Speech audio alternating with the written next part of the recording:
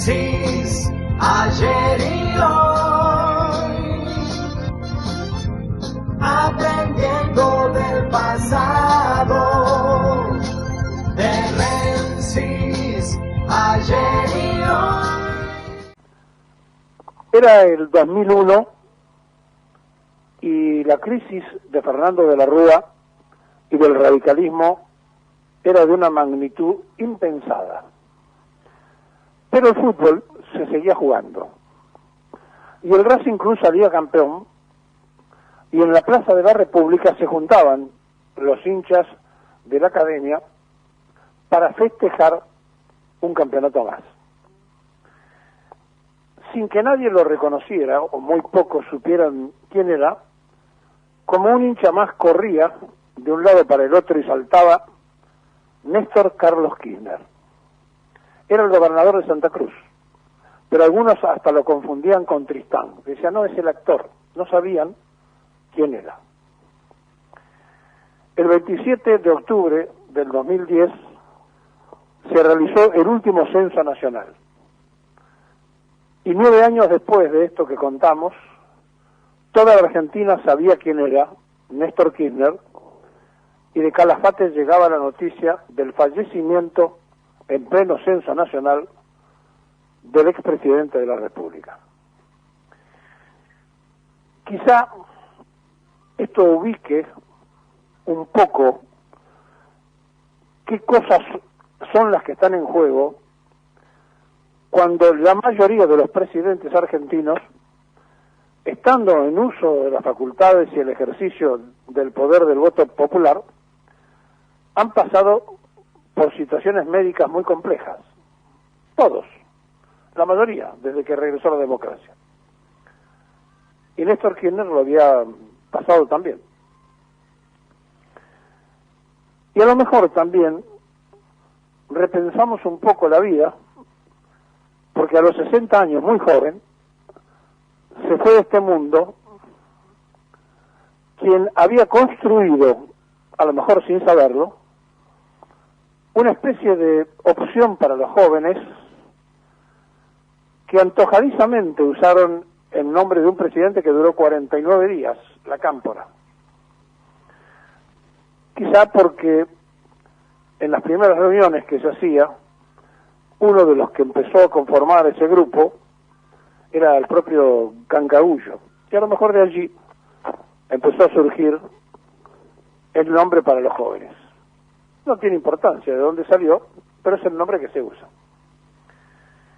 Y el secretario general actual de esa organización, Andrés Larroque, Cuervo Larroque como le dicen los militantes, salió ayer a decir que nadie había votado al ministro de Economía. Cabe la misma reflexión para él, a él nadie lo votó. Pero él se siente representado de un sector de la militancia que hizo política para construir el frente de todos. Supongo que lo dijo desde ese lugar. Y sí, pero la mayoría de los ministros vienen de la tecnocracia, no vienen de la militancia, que es lo que se reclama muchas veces. Y entonces aquí, en un tiempo y en un momento donde hoy, en este feriado nacional, que a partir de las 8 de la mañana y hasta las 20 va a tratar de censar a 45 millones de argentinos, estamos analizando y viendo que desde el año 2010 se improvisa porque no se sabe ni cuántos somos, ni en qué condición estamos, por distintos motivos. Incluso se postergó por la pandemia también. Y cuando se tengan las cifras y veamos que avanzó la pobreza y la estructura se comenzó a resquebrajar con relación al último censo, tendremos pautas del fracaso administrativo, no de Guzmán, sino de la política.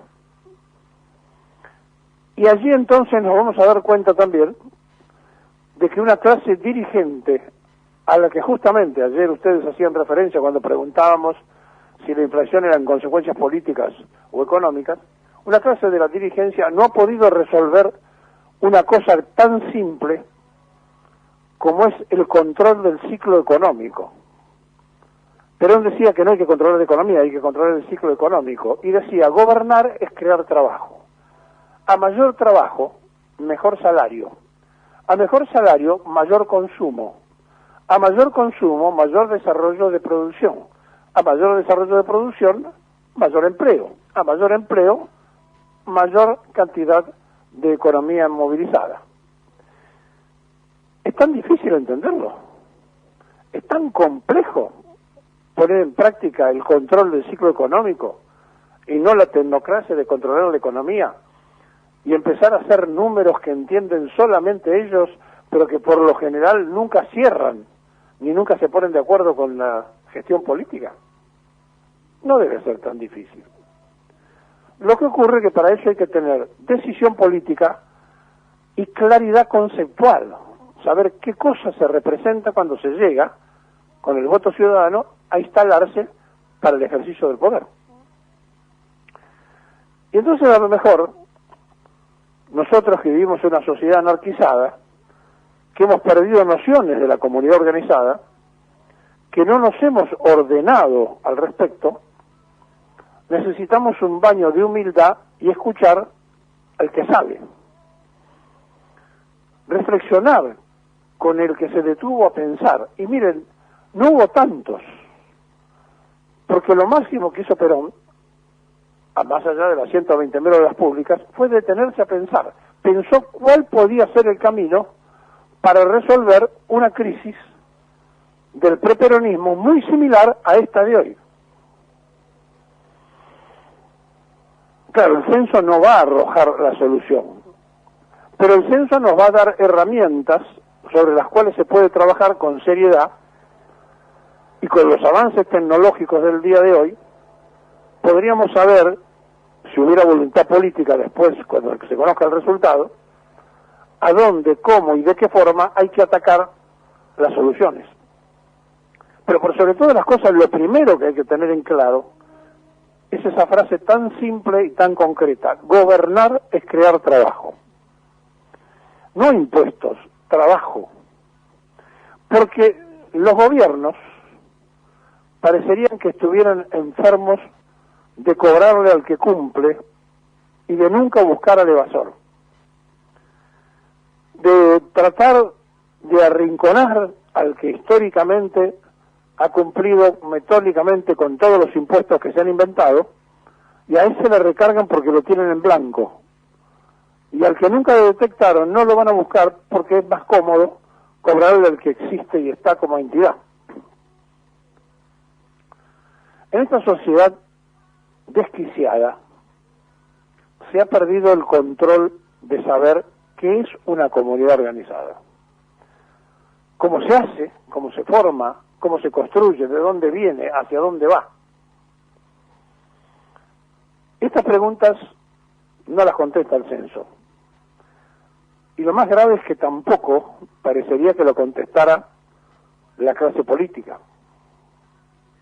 Y entonces, cuando la política no resuelve lo económico y lo judicial, no está resolviendo nada. ¿Qué cosa resuelve? Nada. Los problemas personales de aquellos que se sientan a discutir a ver quién tiene un pedacito más de poder, creyendo que el poder es eterno, mientras se va derritiendo lentamente la posibilidad de la credibilidad ante la masa que sufragó y lo votó. Y entonces cuando alguien aparece y dice nadie lo votó ni nadie representa, el problema grave es que a los que votamos tampoco terminan representando el voto. Y entonces allí entramos en un cuestionamiento de cómo se resuelve la democracia para que sea plena y para que no sea, en todo caso, una democracia fraudulenta. Y entonces la Corte Suprema contesta que ellos están unidos y que no los van a amedrentar. ¿Unidos para qué? Para meterse en política, porque los políticos han judicializado la política. Y entonces los jueces se sienten más importantes que los diputados y los senadores, porque los mismos diputados y senadores se lo permitieron. Y así cada una de las cosas que nos van ocurriendo todos los días demuestran que nosotros vivimos en una eterna confusión. Nadie sabe de qué se trata, pero todos sabemos que el resultado no es el que buscamos.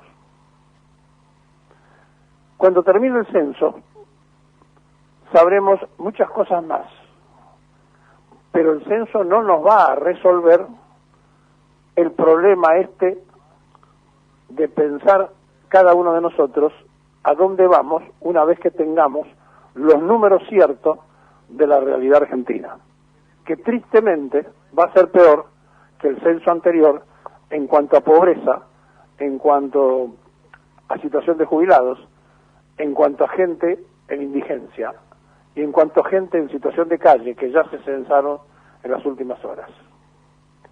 Estamos mal, pero el problema es que no queremos reconocer que estamos mal como sociedad, y entonces si no lo reconocemos nunca lo vamos a resolver, porque algunos creen que estamos fenómenos y otros creen que son los salvadores que van a venir a sacar a los que hacen las cosas mal, y ellos que también le hicieron mal van a ser los salvadores provisorios de otro tiempo.